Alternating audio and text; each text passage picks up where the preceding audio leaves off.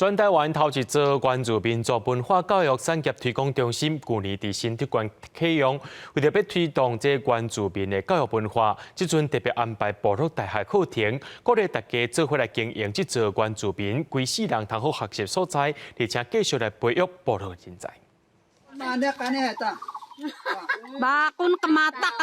老师用原住民族母语小解野生食物，出来佮带大家来到山顶万孙啊，过程全部拢用母语。透过新竹县部落大学，向大家推广原住民教育甲文化学习。这些东西就是如果没有人去做或去学的话，觉得会慢慢的失传。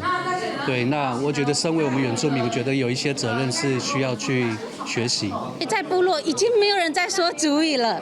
第一个，我的目的是要让长辈不要习惯讲汉语，因为由他们来带动说族语的这个气氛跟这个传承。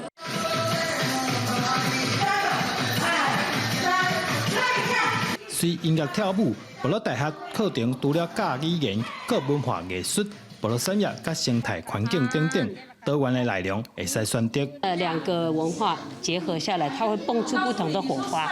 所以我们希望学员除了学到舞蹈健康，那最重要的是两个文化能够融合那就是取好的部分互相学习。透过部落大学整合原住民族产业。